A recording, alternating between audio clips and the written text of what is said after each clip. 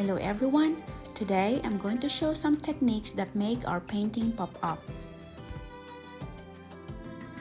We have our painting ready, and before we apply our watercolors, we use masking fluid first to the filaments of our flower. The filaments are those strands or threads-like around the stamen. The masking fluid will cover any details on paper if we don't want any colors in it. We brush clear water to the first two petals, including the center of the flowers. Apply lemon yellow around the stamen. Spread cadmium red, a drop of red on some parts of the petals, and blend slowly to the center. We will paint the rest of the petals of the same applications. In this petal, we drop a larger portion of yellow but left some areas with no color so that when we drop the red pigment, the pure color stays red instead of becoming orange when mixed with yellow. Watercolors are less vibrant when dry, so when working on a flower like this color, we want the clarity of its pigments. When it dries, we are going to add another layer of the same colors to the petals. Don't forget to drop a hint of green to our stamen. We are now applying our second layer of cadmium red, rose red, and yellow. We also need to remember to emphasize the highlighted areas and the dark areas of our flower.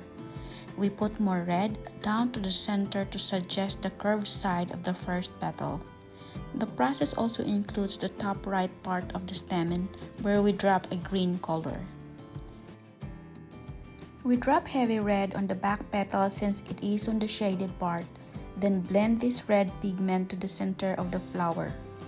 We remove the masking fluid and we continue to work on the details until we reach the stamen.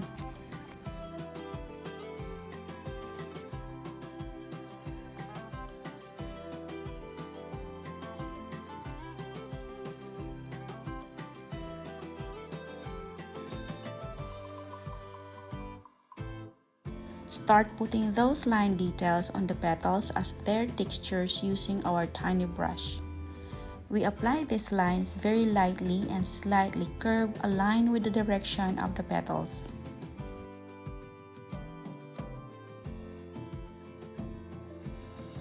We are now on the final application of layering our colors. We left some portion of the flower of no additional layer to suggest some lights hit the petal. Notice how bright and intense our colors now. The colors we are using are warm pigments that make our painting pop up. We also lift some colors on our petals for highlights. Lifting shows the softness of the light that hits some of the petals.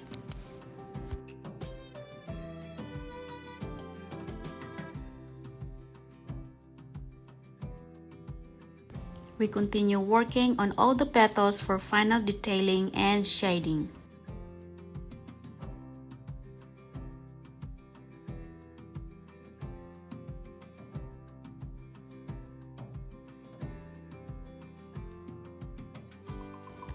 Again, use your tiny brush for these hairline textures.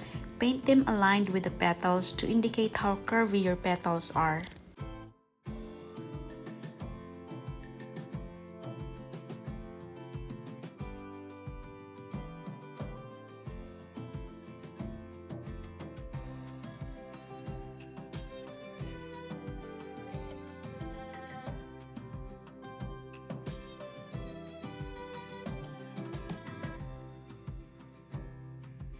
Let's do our filaments. Paint the heads of our filaments with cadmium red mixed with a small dab of burnt sienna. We are now at the part where we paint the leaves. We will drop cadmium yellow to our leaves and few drops of green. We will wait until dry before we apply another layer.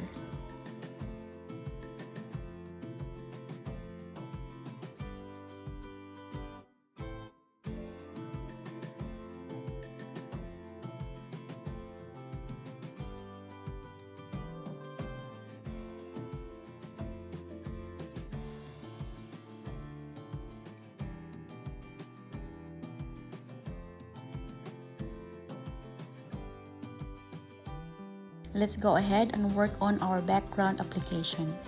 We paint our background using the variegated wash. The pigments we are using are cerulean blue, mixed with ultramarine blue, followed by purple and indigo. We drop heavily on these pigments. While dropping those colors on our surface, we also spread the salts while still wet.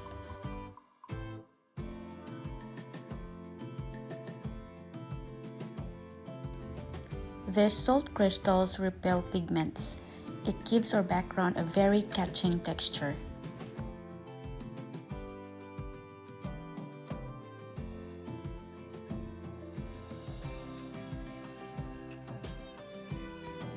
Use number 10 or a bigger flat brush for the background and number 6 round brush around the flower.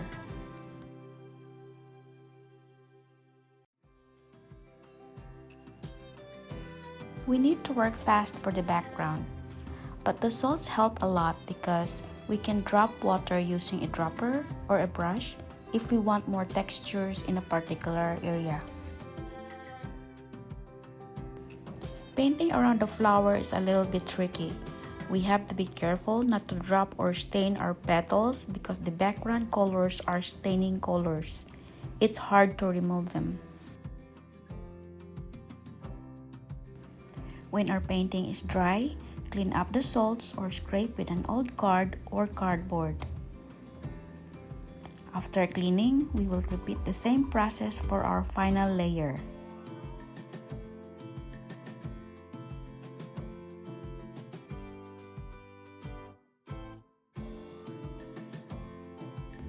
If you notice, the pigments are thick, but then again, I also put more water to a particular area and drop more salts.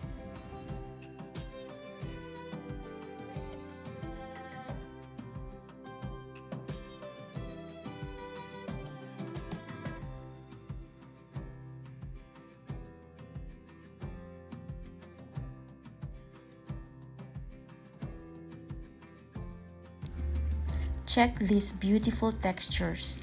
Our flower looks like floating in the dark sky, or Milky Way, or in the deep ocean, whatever your imagination carries you. What we are achieving is our painting doesn't look boring at all.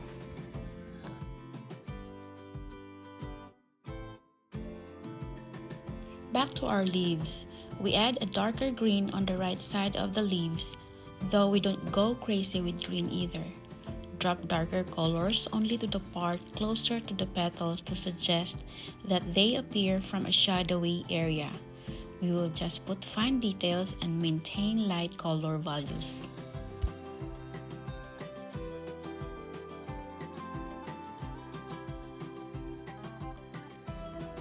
We add the stems using the lifting technique.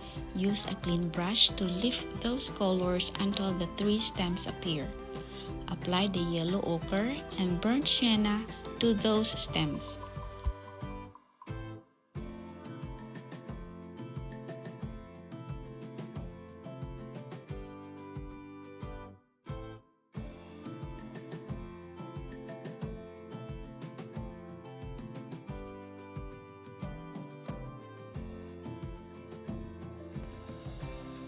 We are now wrapping up to finish our painting. I hope you learned something from this video and I will be glad to hear from you. I hope you enjoyed watching as much as I enjoyed painting this piece. You can also visit my artworks at Fine Art America and look for me.